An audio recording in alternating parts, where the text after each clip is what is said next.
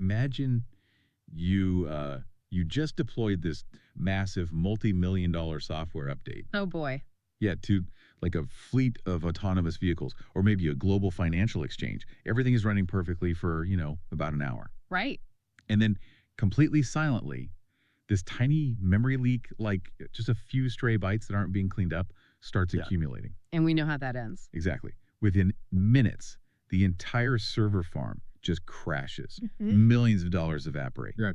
And it all happened because, well, a human engineer forgot a single line of cleanup code. It is, frankly, a terrifying scenario, and it's one that happens way more often than most people realize, honestly. Yeah. Because managing computer memory manually, it requires this level of flawless human execution that is, it's almost impossible to maintain at scale. Which is exactly why the way we build the digital world is evolving at warp speed right now. So welcome to today's deep dive. We are exploring a super fascinating evolution in software engineering today. We really are. It's this deliberate migration happening across the entire tech industry, moving from Python to C++ Vic, and finally landing on Rust. Yeah, the big three. Right. Yeah. And whether you are managing a tech team, studying computer science, or you just, love understanding the invisible architecture of the apps you use every day, this deep dive is going to give you a clear roadmap. A roadmap of exactly why developers are jumping between these languages. Yeah. Exactly. We're going to look at the mechanical tricks used to squeeze maximum performance out of a processor. And this is the crazy part. We'll reveal which programming language artificial intelligence has actually decided is its absolute favorite to write in. Though we should probably establish up front that, our goal here is just to evaluate the technical reality impartially based on the source material. Definitely. No taking sides today. Right, because programmers love to argue about which language is objectively the best. But I want to be clear, this isn't some holy war. It's really a masterclass in using the right tool for the right job at the right time. Every language we're talking about evolved to solve a highly specific environmental pressure. So true. Yeah. So let's start at the beginning of that evolutionary timeline. Python. Good old Python. Right. It is famously user-friendly. It's the go-to for, exploration, data science, just writing a quick prototype.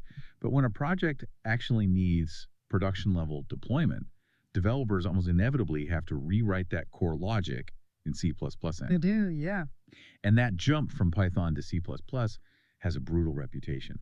Like, why is that transition so incredibly difficult for developers? Well, it really comes down to abstraction versus control. So Python abstracts all the hardware away from you. Okay. It basically has exactly one data access type. You just create a variable, and Python handles the memory allocation, the tracking, the cleanup all entirely behind the scenes. Right. It's super easy. But C++ rips all that abstraction away. It gives you 4 distinct access types. You've got value, reference, move, and pointer. Wow. Okay, 4. Yeah. And you, the programmer, must make highly specific manual decisions about exactly how the computer's physical memory is accessed and manipulated. Okay, let's unpack this. Because migrating from Python to C++ used to feel like, managing air traffic control without a radar. That is a great way to put it. Right. Like you were juggling 100 planes in the sky. You have to manually track all their altitudes. And if you miss one single signal, boom, things collide and your whole program just crashes.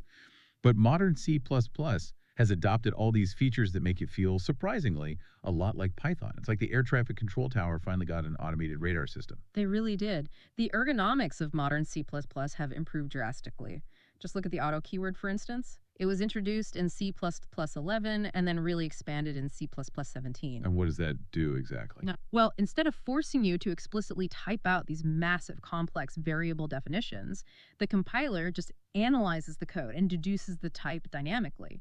So it borrows that visual simplicity of Python while keeping the fast, compiled nature of C++ Strainer. Oh, I see. And you also see that with what are they called? Range-based for loops, right? Yes. That's So you don't have to write those messy counter variables anymore. And they've added structured bindings, which is essentially just C++'s version of Python's tuple unpacking. Right. There's even this thing called uniform initialization, where you just use curly braces to set up containers and arrays.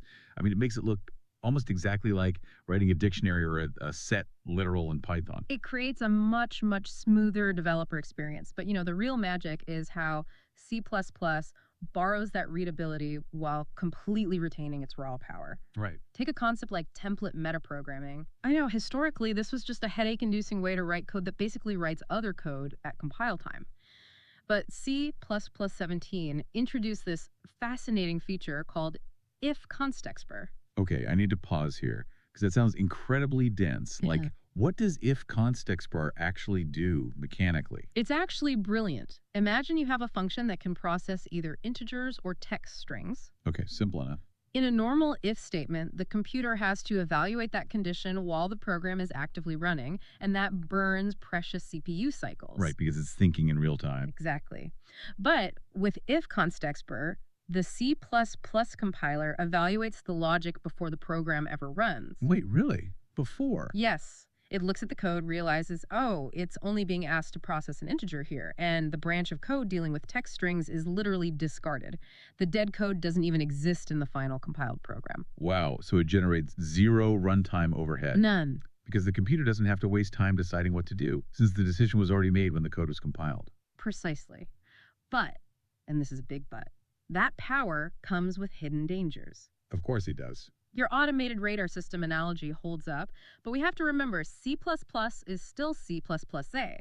For example, it evaluates template expressions lazily. Lazily. What does that mean for the developer? It means if a developer gets too comfortable, right, and they just use the auto keyword everywhere, assuming it acts exactly like Python, the compiler might deduce a temporary proxy object instead of the actual data value they wanted. Oh, I see where this is going. Yeah, and when that temporary object vanishes, the program reads empty memory and crashes. Ouch.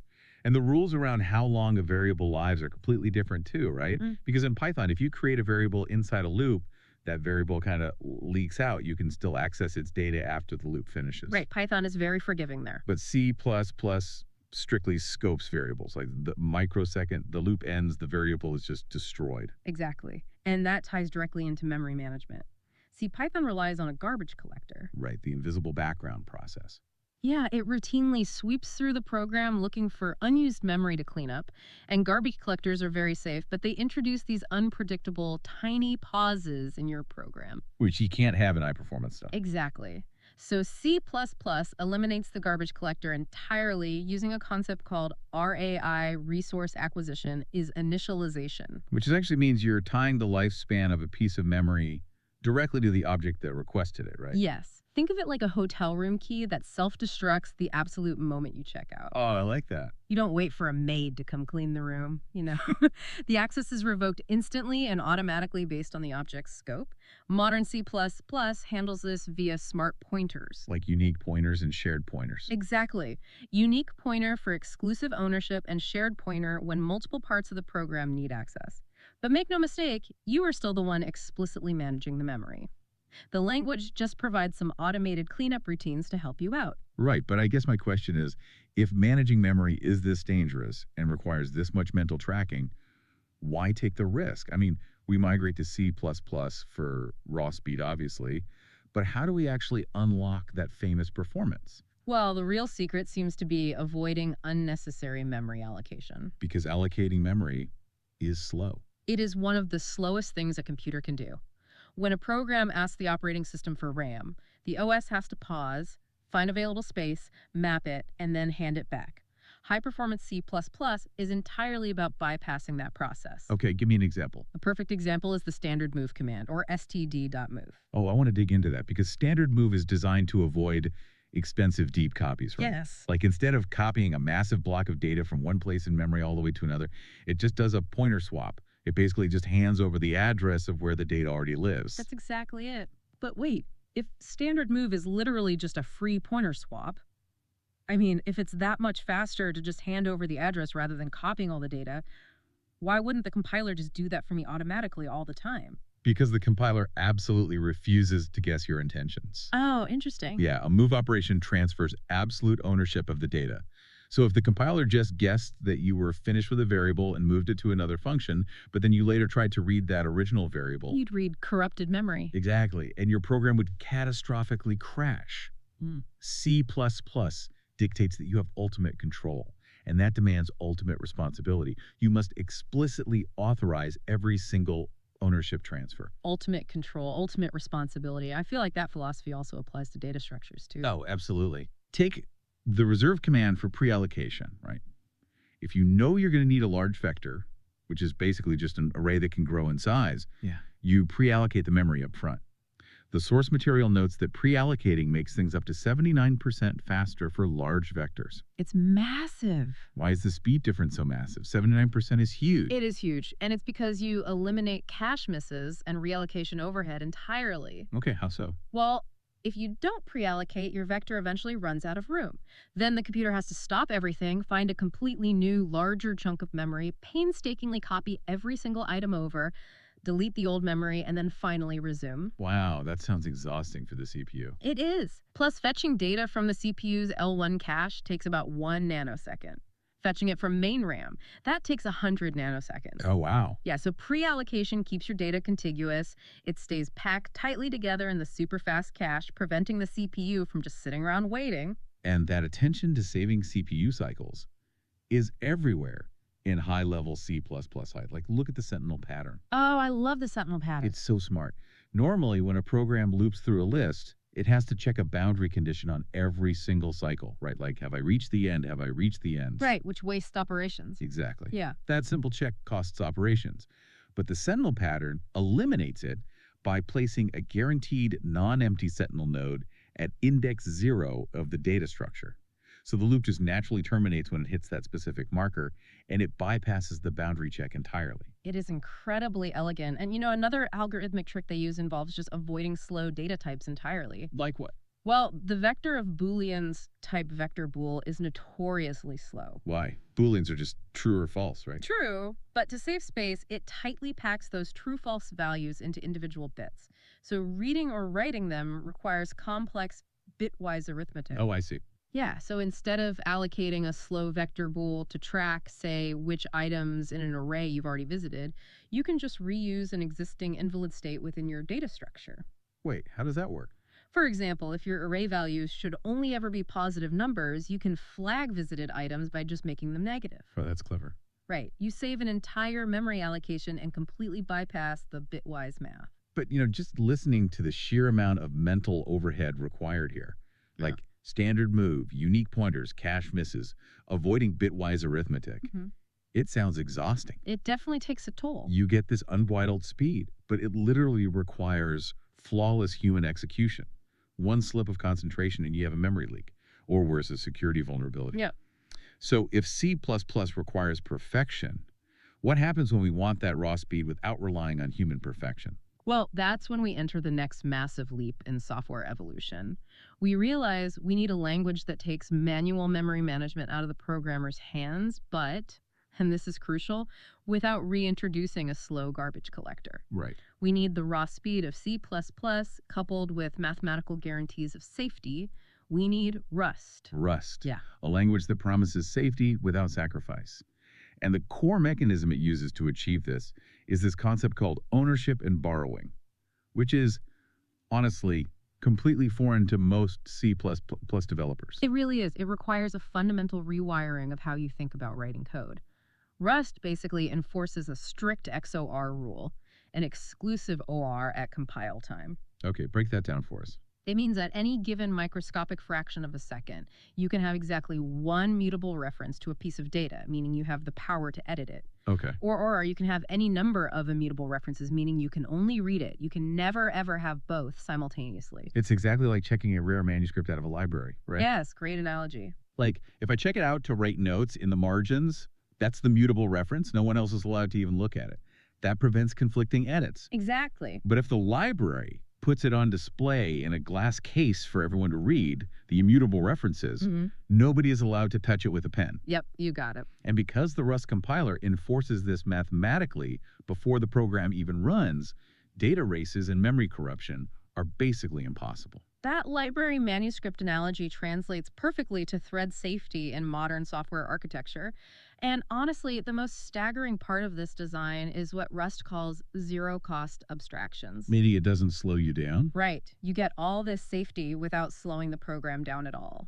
The benchmarks in our source material confirm that static dispatch in Rust costs practically nothing. Okay, let's break down static dispatch for a second, because that term gets thrown around a lot. What is actually happening in the processor there? Sure. So in a lot of languages, when you call a function on an object, the program actually has to pause at runtime, look up a table in memory called a vtable, to figure out exactly which version of the function it's supposed to use. And that's dynamic dispatch. Exactly. It's very flexible, but it's slow.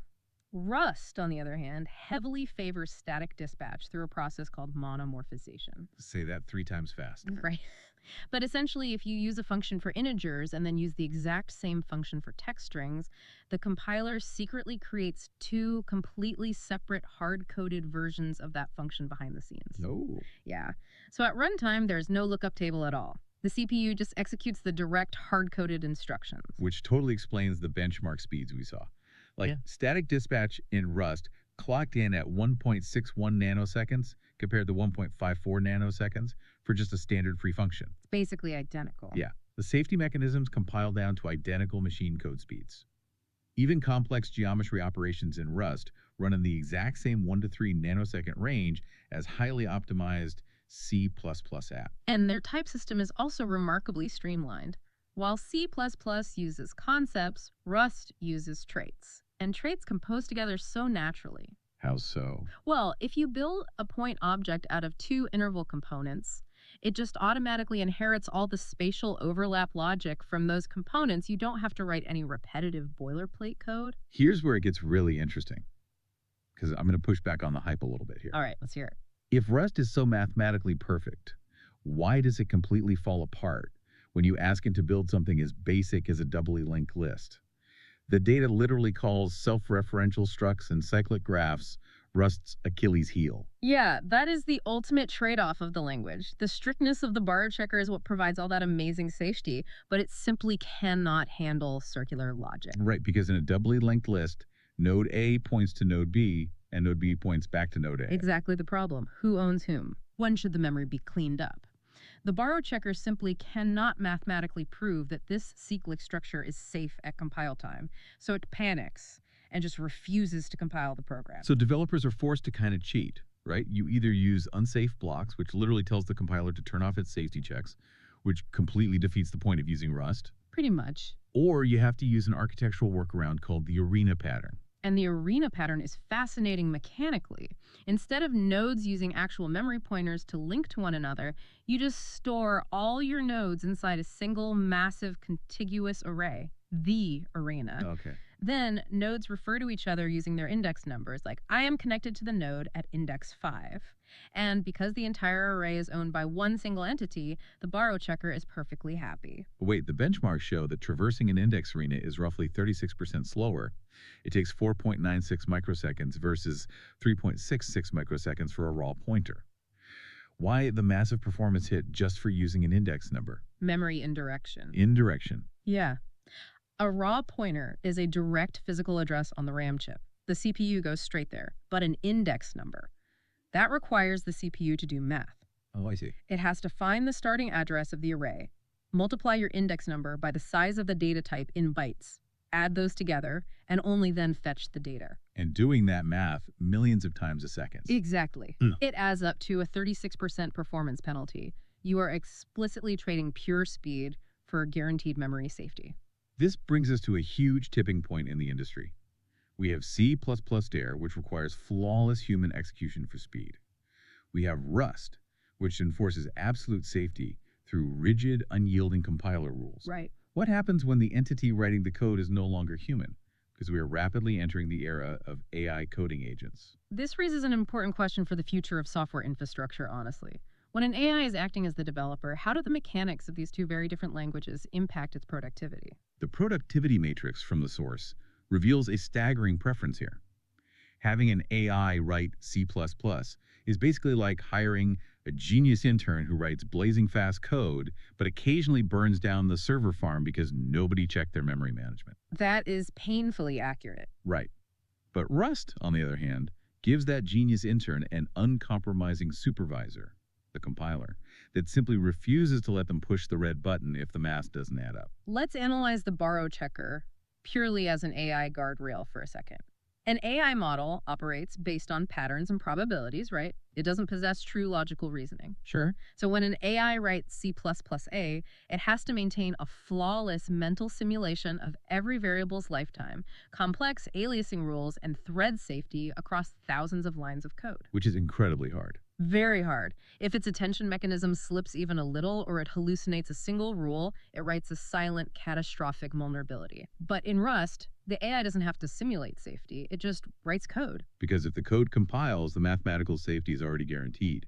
Exactly, the compiler acts as a hard physical boundary against AI hallucinations. And the interaction between the AI and the compiler's error messages is totally different too. I mean, anyone who has coded in C++ has seen a template backtrace error. Oh, they are nightmares. It is this massive chaotic wall of opaque text.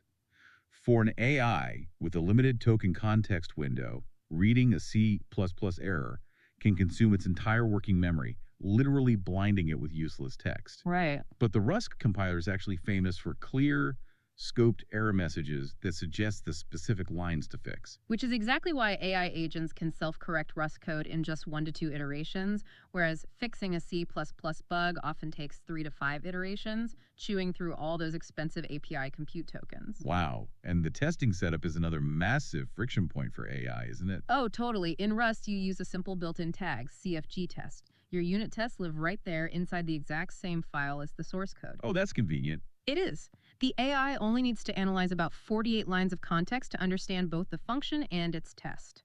C++R, however, forces this really rigid directory structure where tests are isolated in completely separate folders. And context switching is notoriously difficult for large language models. Yes.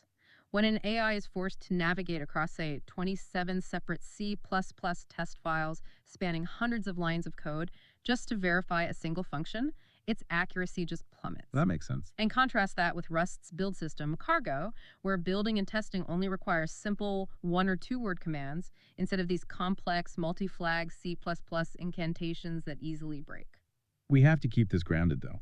AI clearly thrives in Rust's structured environment, winning in time to first fix, context window size, and absolute safety. Right. But C++ still dominates in 2 massive categories: legacy code modification and mature library ecosystems. Well, yeah.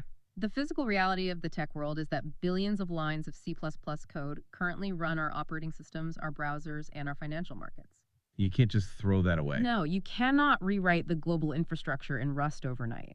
An AI agent must be capable of navigating massive, mature C++ ecosystems simply because they already exist. So what does this all mean for you listening? We've traced this evolutionary timeline from the rapid prototyping of Python to the raw, dangerous power of C++ AI to the hyper-safe, AI-friendly strictness of Rust. What is the actual strategy here? Well, the industry is settling into a very pragmatic pipeline based on the data. Prototyping happens in Python to validate ideas quickly. Makes sense. Then, the core high performance logic is shipped in Rust, leveraging its memory safety and its ability to act as a flawless guardrail for AI coding assistance. Right. And finally, the system integrates with C++ via foreign function interfaces to leverage decades of mature libraries and legacy systems. It is basically an ecosystem of highly specialized tools. It always comes down to the environment, doesn't it? Python democratized coding. C++ pushed silicon hardware to its absolute limits. And Rust solved the disastrous human error of manual memory management. Yes. So as you look at the architecture of the apps you use, or maybe plan your next development project, don't look for a single perfect language. You need to understand the exact mechanical problem each language evolved to solve. Because evolution is relentless. It simply optimizes for whatever traits survive the current environmental pressures. And our current environment is rapidly filling up with AI agents writing our software. We see how the strict boundaries, the co-located testing, and the hyper-specific error messages make Rust incredibly productive for artificial intelligence. You really do. But that leaves a strange thought to ponder. If the trend is moving away from human readability and leaning heavily toward whatever syntax makes an LLM most productive, Wow. will the next major programming language even be designed for human eyes? Wow. Or are we rapidly approaching an era where code is an alien language designed exclusively for machines to speak to machines, leaving human engineers entirely in the dark? It is a profound, slightly unsettling question, and definitely one the industry will be answering in real time over the next decade. Definitely something to think about the next time your software mysteriously updates overnight. Thank you for joining us on this exploration of the invisible architecture of our world. Keep questioning how things work, and we'll see you on the next deep dive.